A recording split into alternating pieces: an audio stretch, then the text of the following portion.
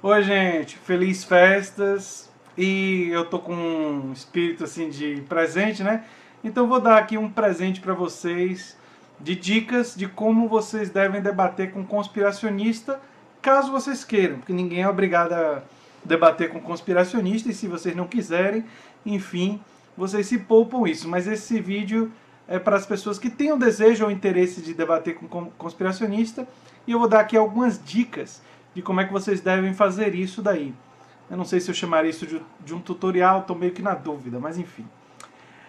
Se você chegou agora, o canal é a Nova Máquina do Tempo, eu sou André Teixeira Jacobina, aqui a gente fala de política, de ciência, de filosofia. Eu tenho um espaço para diálogos, né, com especialistas e com outros youtubers e tal. E tenho Filosofia Popular, em que eu discuto filmes, séries, jogos, quem sabe quadrinhos e outras coisas lá. O Covil do Raposa, eu esqueci de recomendar, mas agora já está recomendado o canal dele, que ele tinha me pedido. E, claro, recomendo sempre para vocês darem uma olhadinha no Historiador e nos outros canais parceiros aí que estão na descrição. O Carlito é gente finíssima. Enfim, eu futuramente vou fazer um vídeo sobre outros canais do YouTube aqui dessa aula da resistência que eu gosto, que eu acompanho. Não é? Então vamos lá. Primeira dica. Certifique-se que o debate que você está tendo com esse conspiracionista é em algum espaço público. Fórum, comentário do YouTube, Facebook. Nunca debata por e-mail, mensagem privada de qualquer plataforma. Por quê? Porque o conspiracionista, ele em geral, ele não é o seu alvo. O seu alvo são as pessoas que estão assistindo o debate. Então pense que o debate é como se fosse uma arena e o seu alvo é o público, é o pessoal que está assistindo. Não é a pessoa que você está enfrentando. A pessoa que você está enfrentando nesse debate normalmente está em uma missão de recrutamento. E essas pessoas, elas têm um prazer muito grande, elas traem um prazer muito grande de achar que sabem uma verdade oculta da maioria das outras pessoas. E o prazer delas é conquistar um interlocutor com quem ela está falando, mais ou menos como um fundamental religioso que vai de porta em porta batendo lá. Ele acha que ele tem uma maravilha, uma verdade assim, uma coisa maravilhosa, e que ele precisa, por isso, compartilhar essa verdade escondida que os outros não sabem com você. E como isso é fonte de muito prazer, de muita segurança, de muita paz espiritual e transcendental e tal, essa pessoa não vai ser movida por argumentos racionais, apenas poderia ser movida talvez por uma experiência pessoal. Então você não deve pensar que você está tentando convencê-la. Esse não deve ser seu objetivo, porque seria perda de tempo.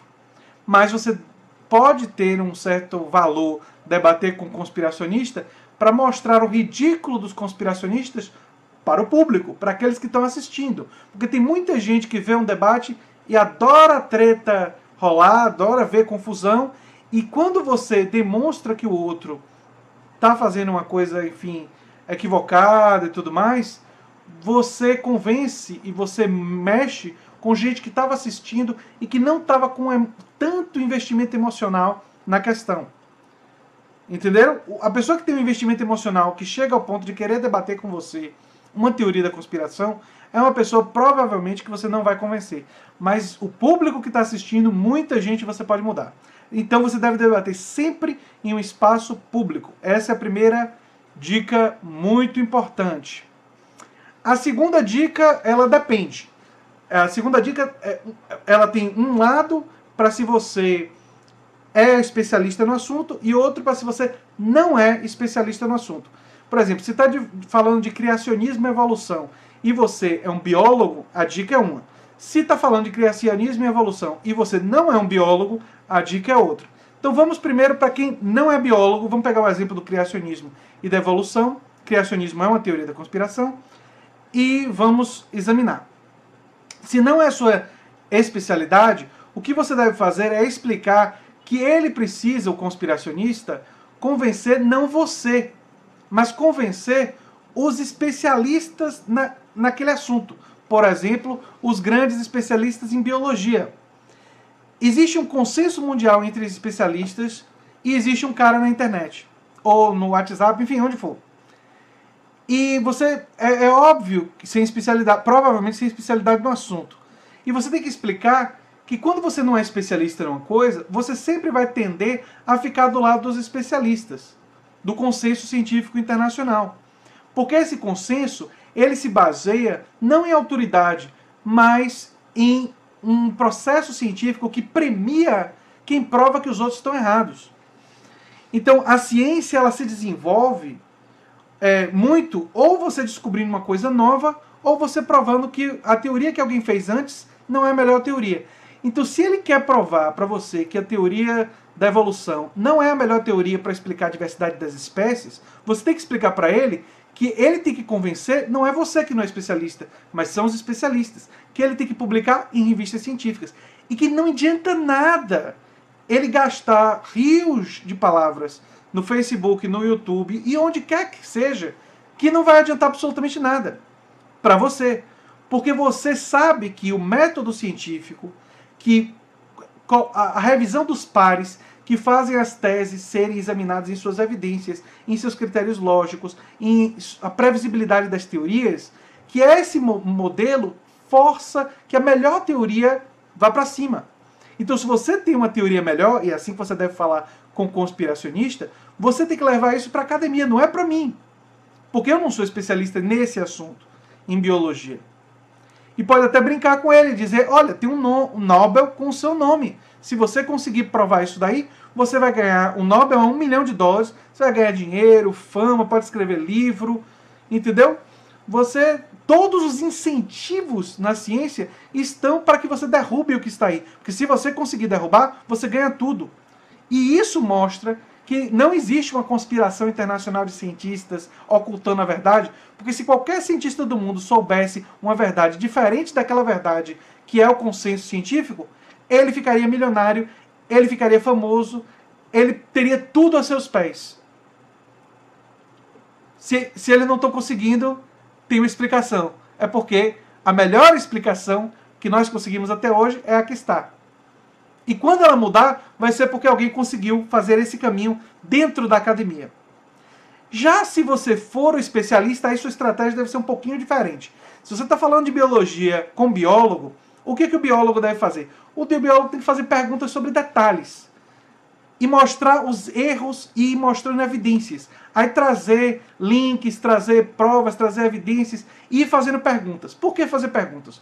O conspiracionista, quando você for fazendo pergunta, ele vai começar a cometer erro de conteúdo, de lógica. E aí você tem que pegar esses erros e mostrar que são erros. E isso é muito importante. Como dica, não deixe ele mudar de assunto. O conspiracionista, quando você mostrar que ele está errado, ele vai ficar mudando de assunto. Ele não vai aceitar e não vai querer reconhecer o erro. Enquanto ele não reconhecer o erro, você não muda de assunto. Ele fala de outra coisa, não, estou falando do erro que você cometeu aqui. Aí ele muda de assunto, não, o erro aqui, ó. Aqui você errou. E você vai ficar assim, até ele desistir, reconhecer ou fugir. Ok? Essa é a segunda dica, ou seja, a segunda dica é, se a pessoa não sabe, você usa a coisa de que existe um método científico e que ele tem que convencer os especialistas, e se você for especialista, você identifica os erros e não deixa ele fugir, e vai trazendo as evidências, as teorias, e vai desconstruindo lentamente aquilo dali. Foque em poucos pontos, não fique desviando e não deixe ele mudar de assunto, porque é isso que sempre o conspiracionista vai querer fazer. Vamos à terceira dica. Dica número 3. Vamos lá.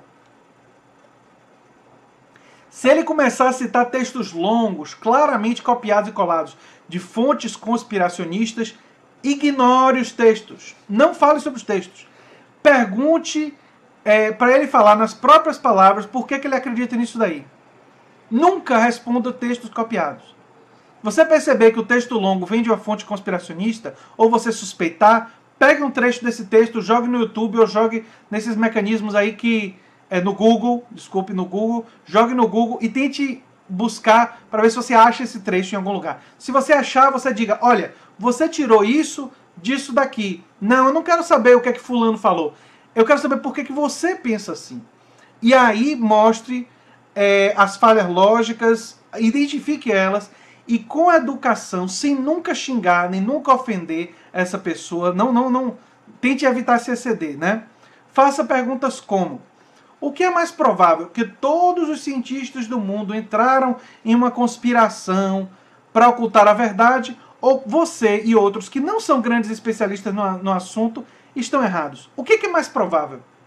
E force ele a responder essa questão.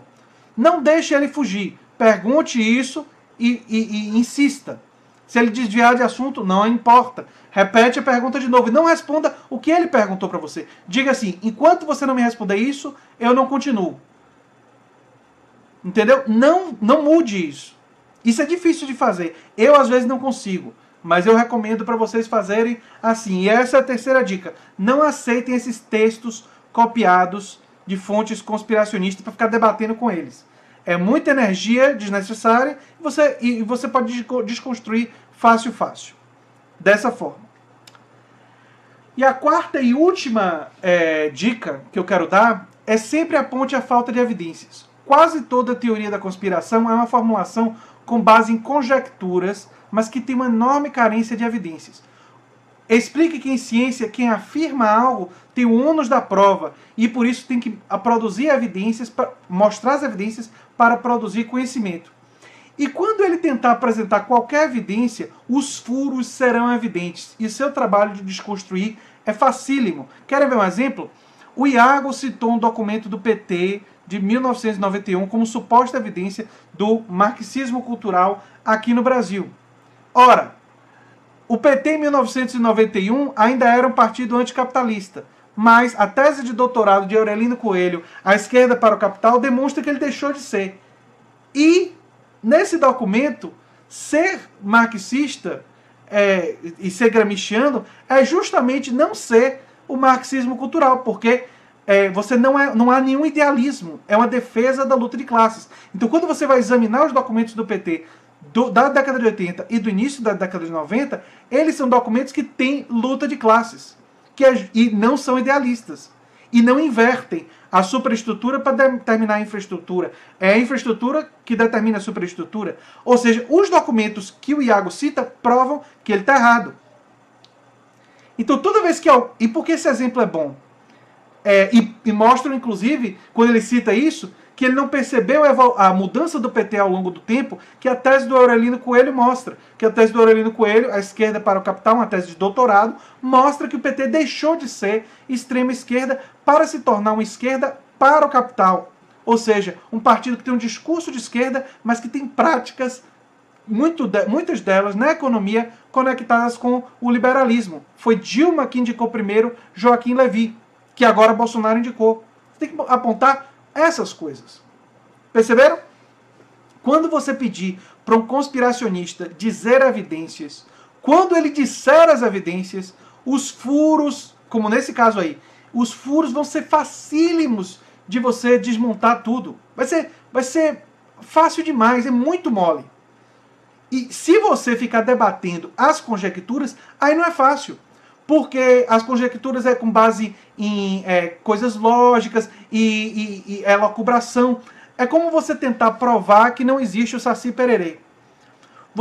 É muito mais difícil você provar uma negativa. O ônus da prova não está em quem está duvidando que tem o Saci Pererê. O ônus da prova está em quem diz que tem Saci Pererê. Então quem diz que tem marxismo cultural é que tem que trazer as evidências. Quando mostra as evidências, a gente vai examinar, são ruins. São evidências frouxas. A própria evidência que ele diz que usa, mostra que ele estava errado.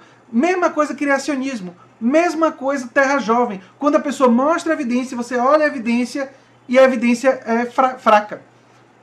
Se a evidência fosse forte, ela teria produzido um efeito na academia. E por não ser forte, é que ela é ignorada. Então, gente, essas são as 4 dicas fundamentais. As 4 dicas fundamentais que eu quero dar aqui para vocês de como debater um conspiracionista. Também queria agradecer a vocês por esse ano que o canal começou com poucos inscritos, coisa de 50 inscritos por aí. E durante esse ano a gente chegou aí a Vamos chegar agora a 12 mil inscritos, não é? E eu estou agora com parceria com outros youtubers, o que eu acredito que em 2019 a gente vai crescer muito, muito mais, não é? Eu estou com essa perspectiva aí. E quero agradecer a todos vocês e lembrando sempre que se você gosta do que eu faço aqui, divulgue o canal, se inscreva, dê um like, compartilhe, que ajuda muito o canal. Mas eu queria agradecer muito a vocês. Um abração, gente, e até o próximo vídeo. Tchau, tchau.